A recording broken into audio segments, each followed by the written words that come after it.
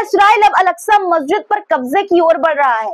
इस्राएली सरकार के कट्टरपंथी मंत्री इतमार बेन-ग्वीर ने फिर से अल-अक्सा मस्जिद को लेकर ऐसी हरकत कर दी है जिससे सऊदी अरब, मिस्र और जॉर्डन भी भड़क गए हैं, इस मामले में कूद पड़े हैं। मामला है क्या, आपको आज के इस वीडियो में बताऊंगी। क्या अब नेतन्याहू को कतर से मोहब्बत हो गई है? जो देश कल तक इस्राइल की नजर में संदिग्ध था, आज वही कतर दोस्त बन गया है। क्या ये कतर गेट घोटाले को दबाने की चाल है या फिर कुछ और? क्योंकि नेतन्याहू के खास लोग कतर से पैसा लेते हुए पकड़े गए हैं, तो जनाब अब कतर को दुश्मन मानने से अपना इनकार कर रहे हैं। पूरी कहानी आखिर क्या है बताऊंगी। जब दुनिया शांति की बात कर रही है, तब कुछ ताकतें तबाही मचाने में लगी हैं। सीरिया हो, गजा हो या यमन, हर तरफ आग ही आग है दोस्तों। क्या हो रहा है मिडिल ईस्ट में, सब बताऊंगी। दुनिया का सबसे ताकतवर देश जिसे कोई ना नहीं कह सकता था, अब उसी अमेरिका को अरब देशों ने झटका दिया है। झटका मिल गया है अरब देशों से। सऊदी अरब, यूएई, कतर और कुवैत ने अमेरिकी लड़ाकू विमानों पर बैन लगा दिया है। क्यों लिया गया है ये बड़ा फैसला और इसका असर पूरे मिडिल ईस्ट पर क्या पड़ेगा, आज की इस रिपोर्ट में जानेंगे, इसलिए पूरा वीडियो जरूर देखिएगा। और चैनल को सब्सक्राइब नहीं किया है तो सबसे पहले कर लीजिए। अपने भाइयों, बहनों और बड़ों से गुजारिश कि लाइक जरूर वीडियो को कर दिया करिए। बहुत मेहनत से रिसर्च करके आपके लिए वीडियोस लेकर आती हूँ, तो एक लाइक तो आप कर ही सकते हैं। चलिए अब शुरू करते हैं वीडियो। द लाइव टीवी, सच सबसे आगे। आदाब दोस्तों, मेरा नाम है मिसबाह खान और आप मुझे द लाइव टीवी पर देख रहे हैं। दोस्तों, इस्राएली सरकार के चरमपंथी मंत्री इतमार बेन-ग्वीर ने फिर से अल-अक्सा मस्जिद में घुसकर आग भड़काने का काम किया है। जी हाँ, बिल्कुल सही सुना आपने। उनके साथ दर्जनों अवैध यहूदी बसने वाले यानी कि सेटलर्स भी मौजूद थे, जो सुरक्षा बलों की मदद से मस्जिद के अंदर दाखिल हुए। तस्वीरें आपके स्क्रीन पर है, आप देख पा रहे होंगे। ये वही मंत्री है जो पहले भी कई बार अल-अक्सा में घुसकर भड़काऊ हरकतें कर चुका है। इस घटना की फिलिस्तीनी प्रतिरोध संगठन हमास ने कड़ी निंदा की है और इसे जंग के अपराध के तौर पर देखा है। हमास ने साफ साफ कह दिया है कि इस्राएली सरकार की सोची समझी साजिश है, जिसका मकसद अल-अक्सा मस्जिद को यहूदी कब्जे में लेना है। इतना ही नहीं, इस घटना की निंदा सिर्फ फिलिस्तीन से नहीं बल्कि पूरे मुस्लिम दुनिया से आई है, पूरी मुस्लिम दुनिया में हो रही है। सऊदी अरब, मिस्र और जॉर्डन ने इसे उकसावे की कार्रवाई बताते हुए इस्राएल को चेतावनी भी दी है। लेकिन सवाल ये है कि क्या सिर्फ निंदा करने से इस्राएल रुकेगा? क्योंकि इस्राएली सेना ने पहले ही गजा पर जमीन से हमला तेज करने की घोषणा कर दी है। इस्राएल के रक्षा मंत्री ने खुलेआम ये कहा है कि गजा के बड़े हिस्से पर कब्जा होगा और फिलिस्तीनियों को वहां से जबरन निकाला जाएगा। अब ये लड़ाई सिर्फ गजा तक सीमित नहीं रही, बल्कि इस्राएल की पूरी रणनीति फिलिस्तीन को उसके ही वजूद से मिटाने की लगी है दोस्तों, लगती है ये। क्या मुस्लिम देश सिर्फ बयानबाजी करते रहेंगे? ऐसे में इस्राएल को रोकने के लिए कोई ठोस कदम उठाएंगे? आपकी क्या राय है? क्या मुस्लिम देशों को इस्राएल के खिलाफ कोई बड़ा कदम उठाना चाहिए और आखिर कब ये बड़ा कदम उठाने की हिम्मत कर पाएंगे? अपनी राय कमेंट में लिखिएगा। अब बात नेतन्याहू के दिल में कतर के लिए उमड़े प्यार की करते हैं। इस्राएल के प्रधानमंत्री बेंजामिन नेतन्याहू अपने करीबी सहयोगियों को बचाने के लिए अब कतर का बचाव कर रहे हैं। नेतन्याहू ने कहा है कि कतर दुश्मन देश नहीं है, लेकिन सवाल यहाँ पर ये उठता है कि कल तक जो नेतन्याहू हमास से कतर के कनेक्शन को लेकर आग उगल रहे थे अपने मुंह से, वही आज कतर के समर्थन में क्यों खड़े हैं? और ये बातें मैं अपने मन से नहीं कह रही हूँ, बल्कि खबर है बाकायदा, आपकी स्क्रीन पर आप देख सकते हैं, प्रेस टीवी की खबर है। असल में मामला ये है कि नेतन्याहू के दो खास सहयोगी, जिसमें उनका टॉप एडवाइजर जोनाथन यूरिच शामिल है, वो कतर गेट नाम की जांच में फंस चुके हैं। इन पर आरोप ये है कि इन्होंने कतर से पैसे लिए हैं। अब जब मामला तूल पकड़ रहा है तो नेतन्याहू खुद बचाव में उतर आए हैं। नेतन्याहू ने उल्टा विपक्ष पर ही सवाल उठा दिए हैं। उन्होंने कहा कि जो लोग आज मेरे खिलाफ बोल रहे हैं, वही पहले कतर की तारीफ कर चुके हैं। उन्होंने विरोधी नेता यार लेपिड को घेरा, जिनकी कतर अधिकारियों से मुलाकात हुई थी। साथ ही बेनी गैंट्स पर भी हमला बोला, जो अपनी एक कंपनी के लिए कतर से सौदा करने की कोशिश कर चुके थे। इतना ही नहीं, नेतन्याहू ने इस्राएल की खुफिया एजेंसी शिन बेट के चीफ रोनन बार को भी घसीट लिया, जो कतर के मेहमान बनकर FIFA वर्ल्ड कप में पहुंचे थे, यानी कि फीफा वर्ल्ड कप में दाखिल हुए थे। लेकिन असली सवाल यहाँ पर यह है कि क्या नेतन्याहू सच में कतर को लेकर अपना स्टैंड बदल रहे हैं या फिर अपने करीबी लोगों को बचाने के लिए नई चाल चल रहे हैं, कतर की तारीफ करके कतर को अपना दुश्मन देश ना बता के। अब आपको इसराइल का अमेरिका के सामने झुकाव की खबर जो सामने आई है वो आपको बता देती हूँ। जब दुनिया के ज्यादातर देश अमेरिका की टैरिफ पॉलिसी के खिलाफ कदम उठा रहे हैं, तब इसराइल ने उल्टा अमेरिका के सामने घुटने टेक दिए हैं, जो यहाँ नतमस्तक हो गया है। देखिए आप खुद, ये खबर आपकी स्क्रीन पर है। साफ तौर पर इसमें लिखा हुआ है कि moving against global tide, Israel eliminates all tariffs on US goods, यानी कि अब अमेरिका से आने वाले सभी सामानों पर इसराइल कोई टैरिफ नहीं लगाएगा। क्या ये इसराइल की मजबूरी है या फिर अमेरिका के साथ रिश्तों को और मजबूत करने की कोशिश है, चाल है? और सबसे बड़ा सवाल है कि इससे इसराइली किसानों का क्या होगा? जी हाँ, उनका क्या होगा? दरअसल दोस्तों, इसराइल और अमेरिका के बीच 40 साल पुराना फ्री ट्रेड एग्रीमेंट है, लेकिन अब तक कुछ अमेरिकी कृषि उत्पादों पर इसराइल टैक्स जो है वो वसूलता था। ये रकम सालाना लगभग 42 मिलियन यानी कि 42 मिलियन शेकल्स यानी कि करीब 11.3 मिलियन डॉलर थी। अब प्रधानमंत्री बेंजामिन नेतन्याहू ने इन सभी टैक्सों को खत्म करने का ऐलान कर दिया है। ये फैसला ऐसे समय में आया है जब अमेरिकी राष्ट्रपति डोनाल्ड ट्रंप ने नए टैरिफ लागू किए हैं। ट्रंप के इस कदम से दुनिया के कई देशों ने नाराजगी जताई है और अमेरिका के खिलाफ जवाबी टैरिफ लगाने की बात भी कर रहे हैं, लेकिन इसराइल ने उल्टी दिशा में चलते हुए अमेरिका को और ज्यादा छूट दे दी है। लेकिन असली सवाल ये है कि इस फैसले का सबसे बड़ा नुकसान किसे होगा? जवाब है इसराइली किसान। इसराइल के कृषि मंत्रालय ने कहा कि अगर अमेरिकी आयात की वजह से लोकल किसानों को नुकसान होता है तो सरकार उन्हें मुआवजा देने पर विचार कर सकती है। पर सवाल ये है कि क्या ये सिर्फ दिखाने का भरोसा है या फिर वाकई सरकार किसानों को बचाने के लिए कुछ करेगी? क्योंकि किसानों पर उसने अमेरिका की टैरिफ जो है माफ करके कम करके वो दिक्कत तो कर ही दी है किसानों पर। क्या इसराइल का ये फैसला उसकी मजबूरी है या अमेरिका को खुश करने की चाल? आपको क्या लगता है? कमेंट में बताइएगा।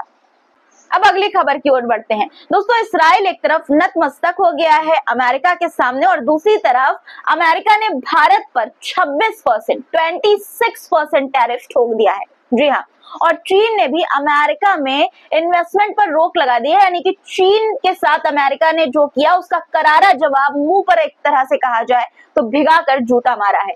दोस्तों, अमेरिका और चीन की तनातनी और बढ़ गई है। ब्लूमबर्ग की रिपोर्ट के मुताबिक अमेरिका के नए टैरिफ के जवाब में चीन ने अमेरिकी कंपनियों के इन्वेस्टमेंट पर रोक लगा दी है। जी हाँ, आपकी स्क्रीन पर रिपोर्ट भी है ब्लूमबर्ग की, आप देख सकते हैं कि किस तरह से खबर है कि रोक लगा दी है, यानी कि अब चीन और अमेरिका के बीच आर्थिक तनाव और गहरा गया है। सवाल ये है कि क्या ये सिर्फ ट्रेड तक सीमित रहेगा या फिर किसी बड़े टकराव का रूप ले सकता है? अब भारत की बात करते हैं। ट्रंप ने भारत पर 26% टैरिफ लगा दिया है। कभी प्रधानमंत्री मोदी को मित्र, दोस्त, डियर फ्रेंड कहने वाले ट्रंप अब ये कह रहे हैं कि भारत ने अमेरिका को सही तरीके से ट्रीट नहीं किया है। अब अगर यकीन ना हो तो आप खुद सुन लीजिए कि ट्रंप ने क्या कहा है। India, very, very tough, very, very tough. The Prime Minister just left, and he's a great friend of mine, but I said, you're a friend of mine, but you're not treating us right. They charge us 52%. इस video को share करते हुए पत्रकार रणविजय सिंह लिखते हैं कि Trump ने भारत पर 26% टैरिफ ठोक दिया है। ट्रंप ने मोदी से कहा था, तुम मेरे दोस्त हो, लेकिन अमेरिका के साथ ठीक नहीं किया गया। अब बात यूरोप में इसराइल को लेकर विवाद की करते हैं। यूरोप में इसराइल की नीतियों पर सवाल उठने लगे हैं। बेल्जियम के सांसद मार्क बोटेंगा ने यूरोपीय संघ की विदेश नीति प्रमुख काया कैलास के बयान पर कड़ी आलोचना जताई है। कड़ी आलोचना उनके बयान की है। काया कैलास ने इसराइल को बहुत अच्छे सहयोगी यानी कि वेरी गुड पार्टनर्स कहा था, जिस पर बोटेंगा ने पलटवार करते हुए इसे नरसंहार में भागीदारी बताया और कहा कि ये यूरोपीय संघ के लिए शर्मनाक है, शेमफुल है। इन सब के बीच अल-कुद्स ब्रिगेड ने इसराइली कब्जे वाले इलाकों पर जोरदार रॉकेट हमला किया। सडेरोट, नीर आम और कफर अज़ा की ज़योनी बस्तियों को निशाना बनाया गया। इसराइली सेना इन हमलों से हिल गई है। वहीं सीरिया पर दोस्तों दूसरी तरफ इसराइली हमले जारी हैं। इसराइल ने सीरिया के हामा मिलिट्री एयरपोर्ट पर हमला किया, जिसमें 7 लोगों की जान चली गई। बताया जा रहा है कि एयरबेस पूरी तरह से तबाह हो गया है। इसी के साथ इसराइली लड़ाकू विमानों ने दमिश्क में भी हमला किया है, जिसमें साइंटिफिक रिसर्च सेंटर को निशाना बनाया गया है। तस्वीरें देखिए आपकी स्क्रीन पर। पहली तस्वीर देखिए, ये हामा पर हमले की है, जो मिलिट्री हमला हामा पर किया गया है एयरपोर्ट पर, वहां की तस्वीर है। देखिए किस तरह से धमाका होता है, आपको पीछे से आवाज भी सुनाई दे रही होगी।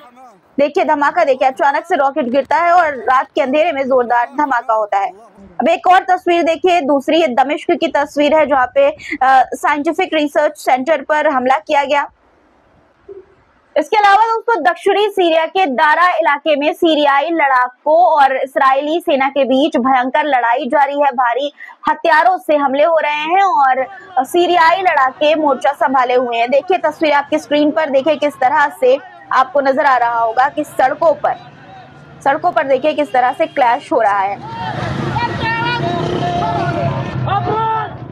एक और तस्वीर देखिए, आपको स्क्रीन पर आपकी नजर आ रही होगी, इसमें आसमान में आपको पटाखों की तरह कुछ चीजें नजर आ रही होगी। असल में दोस्तों ये हमले हैं, रॉकेट्स हैं, ये जो है वो वायलेंट आर्म्ड और ऑक्यूपेशन जो फोर्सेस हैं उनके बीच आपको क्लैशेस होता हुआ इस तस्वीरों में नजर आ रहा है। वहीं अमेरिका की यमन पर भी बर्बरता जारी है। अमेरिकी सेना ने यमन के अल मंसूरिया शहर के पानी के भंडार को निशाना बना दिया है, जिससे हजारों यमनी नागरिकों को पानी की भारी किल्लत का सामना करना पड़ रहा है। देखिए तस्वीरें आपको नजर आ रही होंगी, इसमें आप देख सकते हैं कि हमले के बाद की तस्वीरें हैं। असर देखिए कि किस तरह का हुआ है।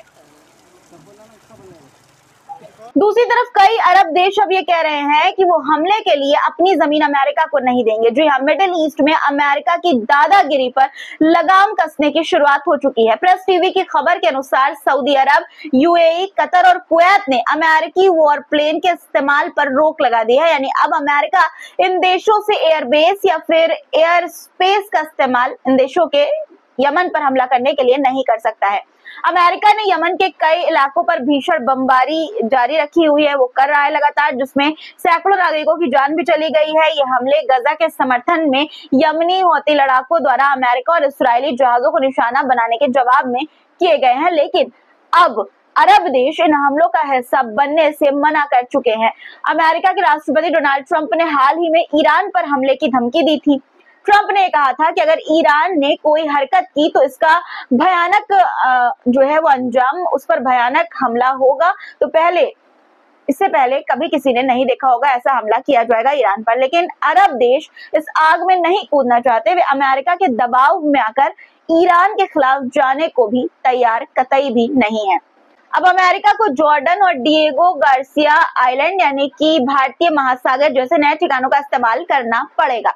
रिपोर्ट्स के मुताबिक अमेरिका ने यहाँ पर B-2 बॉम्बर्स तैनात भी कर दिए हैं, जो यमन में और भी बड़े हमले की तैयारी का संकेत है एक तरह से।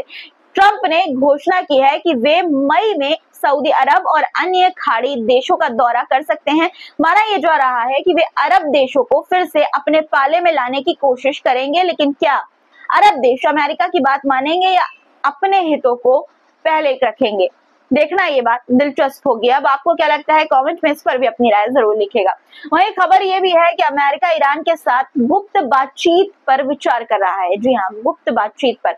अमेरिकी मीडिया रिपोर्ट्स के मुताबिक ट्रंप प्रशासन ईरान के साथ अप्रत्यक्ष परमाणु वार्ता यानी कि इनडायरेक्ट न्यूक्लियर टॉक करने पर गंभीरता से विचार कर रहे हैं। यानी अमेरिका सीधे बात नहीं करेगा, लेकिन ओमान जैसे देशों के जरिए संदेशों का आदान प्रदान होगा। एक तरफ अमेरिका ईरान के साथ बातचीत की कोशिश कर रहा है, तो दूसरी तरफ मिडिल ईस्ट में अपनी मिलिट्री भी वो मजबूत कर रहा है, मौजूदगी वहां पर बढ़ा रहा है मिलिट्री की। अमेरिका ने अपने सैनिकों की संख्या बढ़ा दी है और ईरान के खिलाफ संभावित ऑपरेशन की तैयारी कर रहा है। ट्रंप ने हाल ही में ईरान को धमकी भी दी थी कि अगर उसने बातचीत से इनकार किया तो अमेरिका सैन्य हमला कर सकता है, लेकिन ईरान ने जवाब दिया था कि वो धमकियों के आगे झुकेगा नहीं और सिर्फ अप्रत्यक्ष बातचीत ही करेगा, यानी कि अमेरिका को सीधे वो मुंह नहीं लगाएगा। ईरान के वरिष्ठ नेता अली लारिजानी ने ट्रंप को कड़ी चेतावनी दी थी। उन्होंने कहा कि अगर अमेरिका ने ईरान के परमाणु ठिकानों पर हमला किया तो ईरान के पास भी जवाब देने का हर विकल्प मौजूद है। याद रहे 2015 में ईरान और अमेरिका के बीच एक परमाणु समझौता हुआ था, जिसे JCPOA कहा जाता है, जिससे ट्रंप ने 2018 में अमेरिका को बाहर निकाल लिया था। अब ट्रंप एक नए समझौते की बात कर रहे हैं, लेकिन क्या ईरान अमेरिका पर भरोसा कर पाएगा, भरोसा करेगा? आपको क्या लगता है, कमेंट में इस पर भी अपनी राय जरूर लिखिएगा। आज के लिए फिलहाल इतना ही दोस्तों। चैनल को सब्सक्राइब नहीं किया तो कर लीजिए और जाते जाते लाइक जरूर से कर दिया करिए और शेयर भी कर दिया करिए। फिर मुलाकात होगी कुछ नए मुद्दों के साथ। अब तक के लिए अपना ख्याल रखिए, क्योंकि ख्याल रखना बहुत जरूरी है। खुदा हाफिज।